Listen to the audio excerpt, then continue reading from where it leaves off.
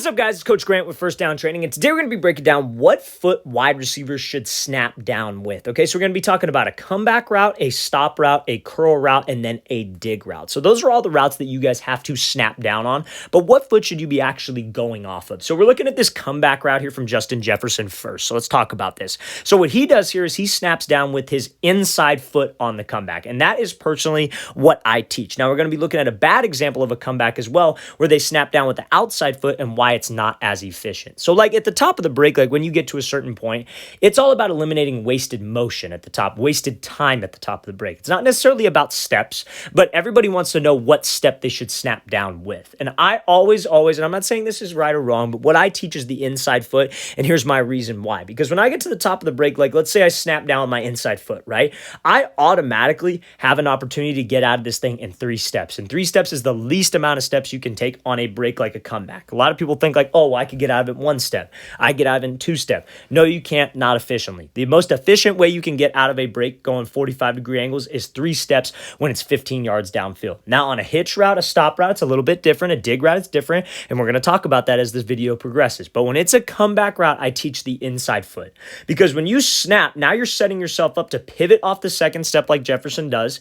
And now you can hook your 3rd step around so you could get out of this thing in 3 total steps. And you see Jefferson takes like 4th and a 5th step right there, but still he got his hips turned in 2 specific steps to set him up to accelerate out of the route, to actually be able to drive out of the break. You're not wasting too much time. Your hips don't stay facing forward the entire breakdown and while your feet are chopping at the top. So now let's play this thing full speed. Then we're going to show the opposite foot. So the reason why I say inside foot on this is because I want you to make sure that you're getting out the least amount of steps possible, but not sacrificing the time by slowing down or wasting time at the top of the break. It's about eliminating time. I want to make that very clear. But once we start eliminating time, we're able to sell vertical. We're able to drop on a dime. We have to clean up the steps. And how we clean up the steps is by snapping with that inside foot. So let's play at full speed. Then we'll get into the next clip where the guy breaks down with the outside foot and we can see how many steps he takes at the top of the break. So now, when he breaks down here, he's going to be breaking with his left foot, right? So he's going to come back, balls to the inside.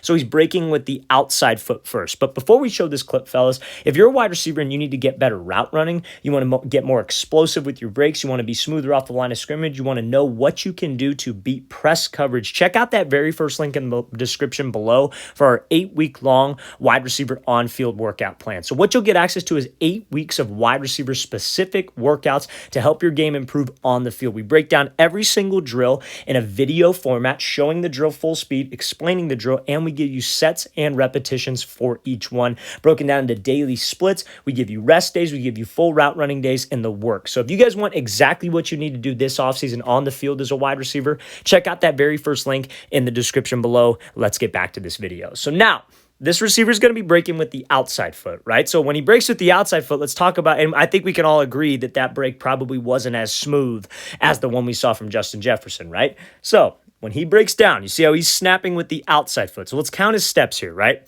He snaps 1, 2, 3, 4, 5, and then he takes a 6th step right there. And he's still not even out of the break. And when he hits that 6th step, that's when his hips and his shoulders are getting turned.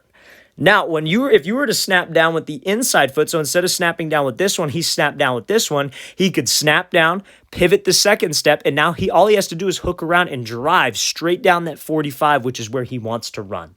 But if you go with the outside foot, you have to pivot, you have to pivot on your 3rd step. You're breaking down, then your 3rd step starts to pivot you, and that's 1 step later where your hips are still pointed forward and you start to slow down, which gives the DB more time to react on the route. So that's my reasoning behind teaching the inside leg. I feel like that's the leg that you want to snap with when you have to run a comeback. Now, if you're running a curl route, you would want to snap with the outside leg. Because now if you're running a curl route and you have to come back to the quarterback to the inside, you want to be able to set yourself up to where you can drive back to that break point, right? So you would want to, let's say he was running a curl route right here. He could snap with this foot, pivot the right foot, hook the third step around, and be able to drive and get his hips turned as fast as possible while snapping the head around and actually creating energy at the top of the break. So that's the reasoning that I have behind what foot you should snap down with, when you should snap down, just simply because it's about eliminating wasted time at the top of the break. And I can't do that if I'm slowly dropping in and my hips and my shoulders are not getting turned down the correct angle. Let's watch the thing again, full speed one more time. Just a little bit too much time spent at the top of the break. Good thing the DB slipped, or else he'd be right on that pass. So now we're going to be talking about hitches, digs, and stop routes. And so this is something we call like a drop pop break, if you will. So this is going to be a stop route right here from this wide receiver where he snaps with the inside foot. And they call it a drop pop. And again, on a hitch route, a stop route, a dig route, you don't have to come back at a 45-degree angle like you would on a comeback or a curl route. You just have to stop. So you can snap on the inside leg because now we can get out of it in 2 steps, right? So they call it a drop pop break. What you're doing is you're dropping on the inside foot. You see this receiver does right here. He takes a stride with the outside, drops on the inside foot, and he pops the outside foot back around. So he takes about 4 steps right here, which is not the end of the world.